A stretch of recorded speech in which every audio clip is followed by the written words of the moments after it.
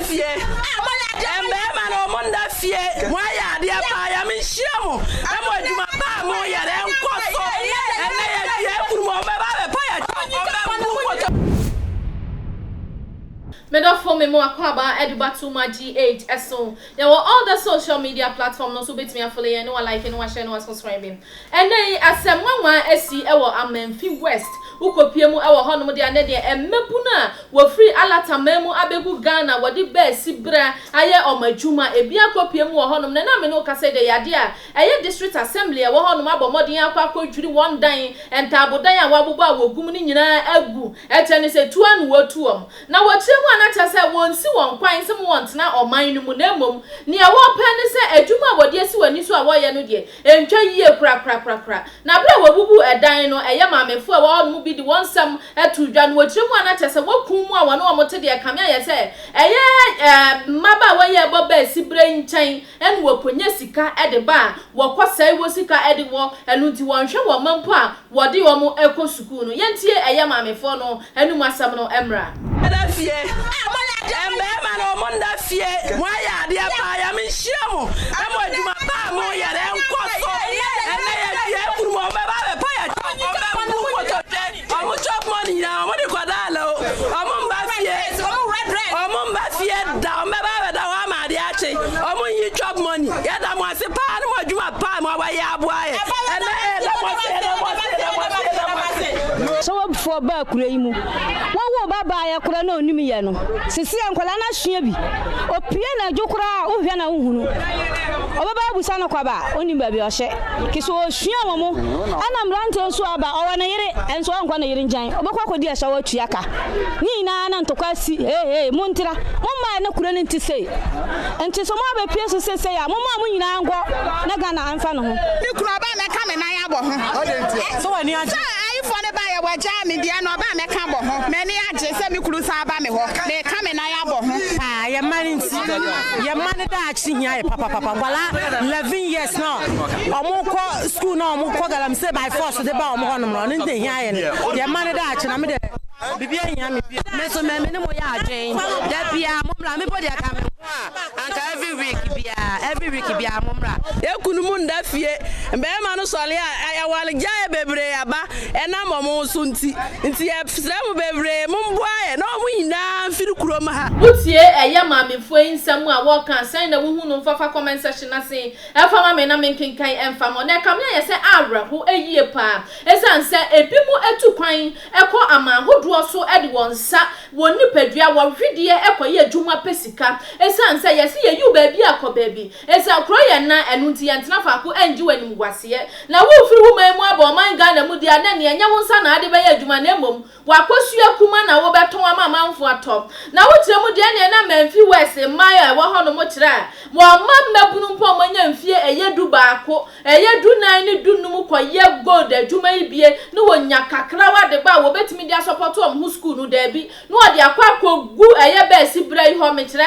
ma wo bo Ashawò yi wo de akogu wo ho na ne wo mu dwi bi tafiri bi ehwiehwie bi enu nte yade ama mafra no krampo no omani nje ese wo beko school na no na beto odwa na nipa dodo na ka se da bi e kama ye se alatafo abegu oman Ghana mu ma no dodo na Ashawò bra no wobo ba bia wo befa e wo man mu biara wo behia bi e wo hono mu enu nti wo bisa sem e die be mpa na ye immigration service no omadwuma enisen se obi pe akwanya de aba oman Ghana mu a enhihye ye be na gu hono mu a woni nipa ne ye interview ben ane woni nipa ne ano baba nsam ben wo ye wo bisa na sen se wo ba na adwuma ben no ba ye because ohwe mofra wo bo Ashawò ye kamia ye se dodo na eye mofra nketua wo sha a wafiri ni mamu aba oman Ghana mu esan se oman Ghana de ye bia bia ye entrance no aye so easy emobia etimi efo ne car anase wonya ni plane sika na wo twa ticket na ne obepia mu a na ne ense na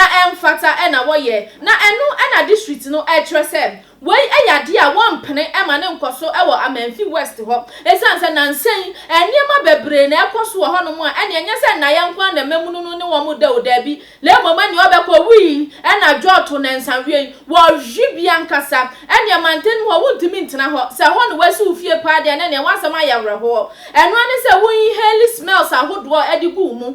apomudin so ehunhie nti enwisie dodo na wo hwe de joto ni ade yesi ni onom krampo na ha no ese wo a wo twe ede akọ mu enu nti anenei omaba maketemu wakache wonse wonyai omanyai wontu omantu yesi seni wantumi mu a watete wontoma and if persuasion fails force must be applied enu nti enei omankasa de mra na hwe omonsem sanse ekwan a wode ma wo mo se wonfentu no anya de a omutie ye entene ye bubu no na baabi amode mo kete befa no na ne mafa omusum abere wanso baabi obekwa koto no de anya ho na wo hwe na no na wo chemu se anya de asade a wo ye wo ma no edi etan bi aba alatafo ene eye Ghanafo mu dabi na mom wo pese won kire won se wo firi wo memu aba oman Ghana mu na wo pese wo betena enye omasum duedi a enye na ehu hia ese adwaman bo ene wo beba abebo na nse ye kamia ye se eno na adokoro won a wonim ye okọ eye kasoa ne mpom mu honum so de ene ejai kro no ni nyina aprosifo nsa beka wo beche no wo behu na ye nuanum alatafo ebi ewo mu dodo na ene wo de wo ho abasesa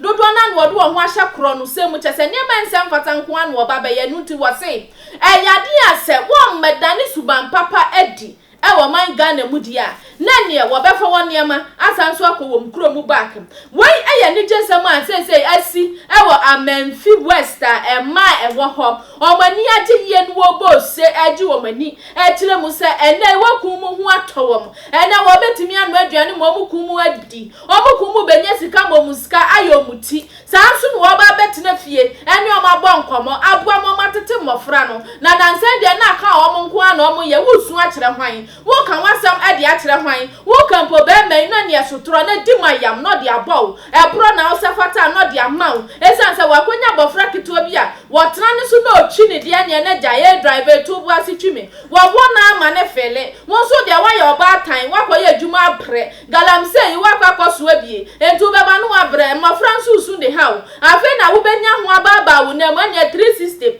170 wo betwa ni nyina degrees de ama be manya ni nyina na atumi ye entu so tisi eye be si Ibrahim dia na ne okwa sai bia wo pe enu ani se wukura wusika oba ba mu amwachi enu nti na mukum ate ade akaso nanso enyi a abamufuo aba betuo mu afiri ho no eyade omani ade na wo bose ede ema wo mo nanu na Ghanafo bi so se anka beya ne eye Amenfi West municipal fo no aye no Ghanafo omo areas a ebibu ho no a won so wo ye sa nkwase ade isebe sa no kan ye nyame na mashada na me ye omo enu nti won fa sa kwan no no wontu won na ne se wotu won ama mu nyina ehun se woni ba bi da wo bepa adwuma bi aye na se wo betena ha bo Ashawò de anya de a ebeboa enam so ama Ghanafo mbabunu no dodo na eja isuku a won so wo de wo ho agimu obi wo ho anu watu afirifire won penhye na wo fo ohye no nti no ne ode ne ho akobo wom akofa damfo a wonyina ba si bra tutu ana wo bo enu nti no aban ne mpanimfo ne mo nsole immigration so madwuma na mo nya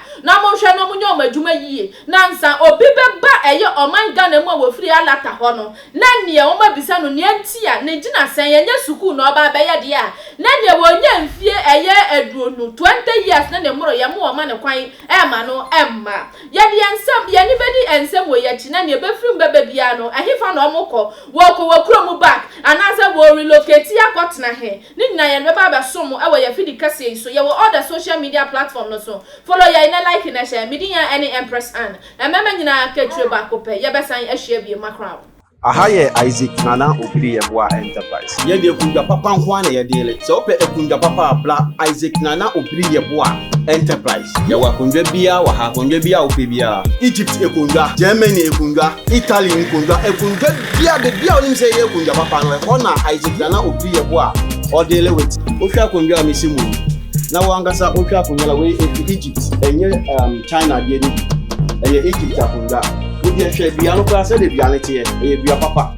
every Egypt a de aba we ye de ma etufo bo ekunja bia ope wasase we so na Obiri Yeboah nko na betuma mo China ekunja pe e na ye ni bi but ekundwa bia country bia ekundwa a wopɛ no yɛ de wo sɛ bla na be challenge yɛn na be bi sɛ ekundwa a wopɛ sɛ yɛn ntumi enya ma wo a bla Isaac Nana Obiri yɛboa enterprise ɛwɔ bɛka free pipe junction hɔ na usane first ramp second ramp no Isaac Nana Obiri yɛboa furniture enterprise ɛwɔ hɔ sɛ wopɛ sɛ ɔne Nana Obiri yɛboa din kita ho bia frɛ 0558 78 2268 anaasɛ 0277 tie no man yi 0277 469933 ekundwa bia wopɛ no Isaac Nana Obiri yɛboa ne ntu nkyia sɛ wopɛ ekundwa wei ɛne ne mpa seta normal no frɛ normal no Isaac Nana Obiri yɛboa bɛma wo ekundwa wei ɛne ne mpa ekundwa bia wa ha bia wopɛ ɛne ne mpa seta Nana Isaac Obiri yɛboa nko a na ebetumi ama wo ɛwɔ Ghana ha.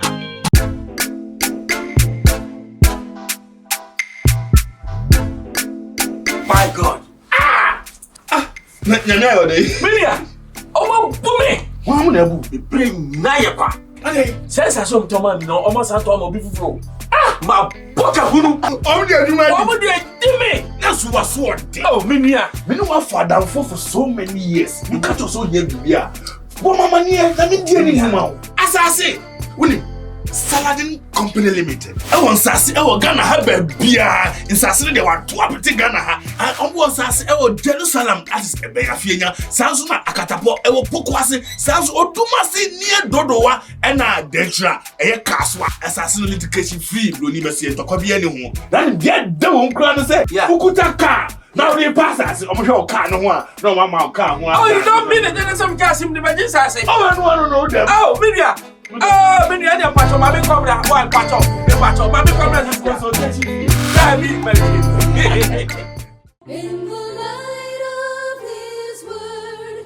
what a glory He sheds. It is only when we are well, strong, and alive that we can extend helping hands to families and friends. Have you been battling illness for so long, going through marital problems, financial setbacks, made requests from people, and have been filled? Brethren, it is time to seek the face of the Lord and Prophet Dr. Abednego, the General Overseer of the Kingdom of God Ministry Prayer Camp. Surely the Lord God does nothing unless He reveals His secret to His servant, the prophets. Call Prophet Dr. Abednego on 0208 599576 or 0278 977215 or visit us at Kingdom of God Ministry Prayer Camp at Nsawam Otwase. Meeting days every Wednesday, Fridays, and Sundays. In the